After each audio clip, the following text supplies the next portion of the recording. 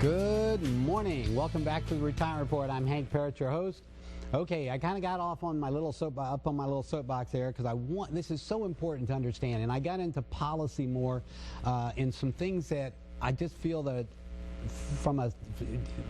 if I could just impress upon people the importance of understanding how these things work, so that when you get out and vote, when you get out and you look at the policies being proposed by candidates, whether you're talking on a national or a local basis, is having an understanding of these and what they mean, what the true impact is going to be on you, your future, and that of your children. And this is so important, our children and our grandchildren.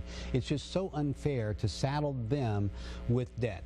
No generation, okay, and I can't remember now, one of our founding fathers, actually, and I don't remember the whole quote, but I'll just paraphrase, no generation, all right, should ever leave a debt to the next generation to pay. Imagine that we, during our lifetime, in our own households, here we are, we've got, we live our lives, we hopefully do it responsibly. If we get in debt, we pay our own debts. We don't leave that for our children to pay. Okay, that's just not fair, is it? It's not even, in fact, it's immoral. Right? And this is what's happening with our country. Our country is heading down the road where we're going to leave to our children the debts of our generation. Okay, that is again immoral. So the things we need to do is make sure that doesn't happen. Now, again, we can't control everything, so we have to understand those things that we can control. All right. One of the things, right, what is the Serenity Prayer is one of my favorites. The courage to change the things I can, the serenity to accept the things I cannot, and the wisdom to know the difference. So in this situation, we get out there and yes, let's do what we can, but some things are outside of our control, so then let's bring it to our own house. Let's get our own house in order. And one of the ways to do that is through planning, okay, is making sure what your future holds. Sometimes clients come in for the first time, and I meet with them and I look and they say, I'd like to retire in 3 years or 5 years or whatever it is. I'm going to run the numbers for them. I'm going to say, okay, let's see, what do you have for income? What do you have for expenses? What are your assets? What are your liabilities? If you have any debt or whatever, mortgage, whatever it might be. What are your plans for the future? Are you going to stay in this house? Are you going to change houses? Do you have other properties? Do you have other assets? Do you have other income that you're going to receive? Are you going to get, besides Social Security, are you going to have a pension, for instance? Do you have any rental properties, any other income sources? Are you going to receive an inheritance possibly? That's something that a lot of people don't like to, count on, of course, but we should at least know, the likelihood of it, and then should we include it in the planning process. The next thing is what about children or grandchildren, or where, what we want to have happen when we're gone, and how we want to make sure that, since we don't know, all right, what our situation is going to be, we'd probably rather it go to who we decide it goes to, our children or grandchildren as an example, rather than have it left to left to government or taxes or other expenses, or that we've not been responsible with our funds. And this is the other. Many surveys have said this, in fact, that one of the biggest fears, even this is so kind of crazy sounding even, but people fear running out of money more than they fear death. Okay, and in a way you kind of get it, right? I mean, we all know we're all going to die someday, but we'd like to be able to maintain our standard of living and quality of life and enjoy life up to that point. All right, the last thing we want to do is in our end years be destitute and dependent and not have that life, right? And who wants to go out of the world that way? And the same thing with regard to the children. So it's understanding how these things work and doing your planning. So how can you minimize taxes? This is one of those areas, and this goes to Social Security benefits. How do I maximize my Social Security benefits? I sit down with a client, we run the numbers, and we say, well, I'd like to retire at 62. Okay, let's see if that works. Oh, guess what? If you retire at 62, you're going to run out of money in 6 or 7 years. That's not the plan, right? It's not a good plan. Okay, well, let's see. What if we worked a little longer? What would that do? So let's go to full retirement age. In fact, I've got Marlene, we'll skip ahead right to that full retirement age slide. On Social Security, what full retirement age means. Basically, the earliest age at which you can get Social Security is age 62. But that's going to be at a reduced amount, and if you have any earnings, that could impact dramatically and negatively impact your Social Security benefits. So I've talked about it before, but at age 60, and by the way, 65 is when you first qualify for Medicare, and it's important whether you're working past 65 or not that you apply for Medicare, and that's part of we talk to our clients about what that looks like and how you might apply and what you have to do and what the costs are and all that, and I've talked about it on previous show.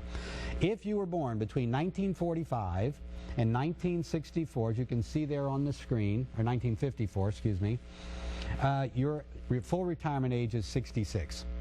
Okay, so between 1940, my eyeglasses here, 1943 and 1954, full retirement age is age 66. Then it goes up to, as you can see, incrementally 66 in 2 months, 66 in 4 months, 6 months, 8 months, to if you're born after 1960 or later, your full retirement age is 67. So between 1954 and 1960, you have these monthly, this couple of months added on to your age 66, to where it caps out at if you're age 1960, if you were born 1960 or later, your full retirement age is 67. So what does that mean?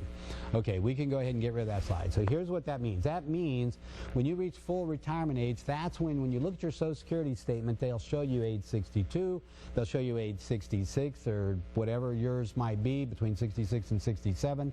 And then there's another age that comes in, and that's age 70. That's the longest you can delay with regard to getting delayed retirement credits. And what that means is between the ages of 62 when you first qualify and the age of 70, at which point is the maximum that you can receive in benefits, every month that goes by in between that you delay taking credits, or delay taking benefits rather, means that the amount of benefit you receive goes up. Okay, so the longer you delay, the bigger the check.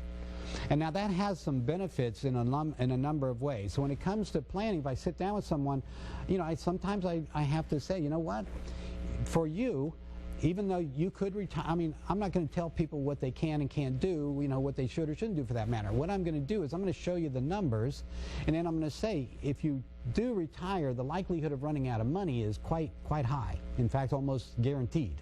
Okay, so what can you do? Well, one of the things while you're working, you might want to save more.